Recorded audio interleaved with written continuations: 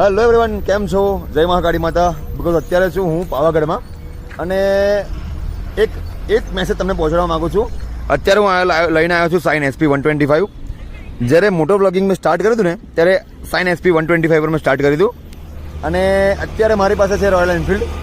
પણ જ્યારે કશું નહોતું ને ત્યારે મારી SP મને બહુ સાથ આપ્યો હતો, SP 125.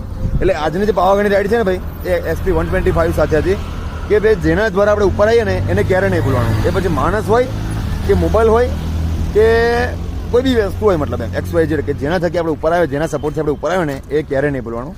એટલે આજની રાઈડ છે ને સ્પેશિયલ 125 પર છે મારી, કે જેના થકી હું ઉપર આવ્યો છું. પહેલાં SP હતી, બ્લોગિંગ SPથી કરતો હતો હું, પછી રોયલ એનફિલ્ડ આવ્યું ને અત્યારે રોયલ એનફિલ્ડ ભાઈ એકદમ ટોપ લેવલ પર છે, અલગ વસ્તુ છે. પણ SP પર મેં ઘણા બધા બ્લોગ શૂટ કર્યા છે મારા બ્લોગિંગ ચેનલ પર, ચેક કરી લેજો. થાકી ગયો છું કારણ કે ઉપર આવે ને કન્ટિન્યુ ચડીને હું એટલા માટે. પણ એક મેસેજ તમારા માટે છે કે જેના થકી તમે ઉપર આવો, જેનો સપોર્ટ તમે મળ્યો હોય તમારી ખરાબ પરિસ્થિતિમાં, એને તમે ક્યારે ના ભૂલશો. કેમ કે અત્યારનો જમાનો એવો છે કે ભાઈ નવું મળે તો જૂનું ભૂલી જાય છે. જૂના વ્યક્તિઓ જેના થકી તમે ઉપર આવ્યા છો ને એ વ્યક્તિને તમે ભૂલી જાઓ છો.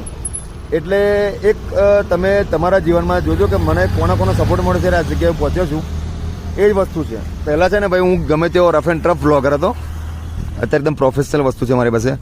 જો પ્રોપર વ્લોગિંગ સેટઅપ સાથે છે. પણ એક સમય હતો કે જ્યારે છે ને બરાબર વ્લોગિંગ સેટઅપ પણ નહોતો, અવાજ પણ નહોતો આવતો, પણ એ બધી વસ્તુઓ ભૂલતો નથી કારણ કે એ સિચ્યુએશનમાંથી નીકળી ગયો છું. એટલે અત્યારે જ્યારે કોઈ મળે ને તો કહું ના બરાબર છે, તું શૂટ કર્યા કર, તને ઓટોમેટિક આઈડિયા આવી જશે. બસ એવી જ રીતે આ SPનું છે મારું સેમ.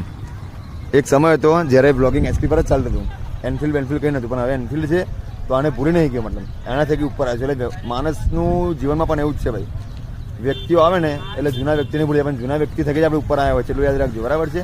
મેસેજ ગમે તો જય મહાકાળીમાં લખી આપજો મારામાં. જય સિયારામ.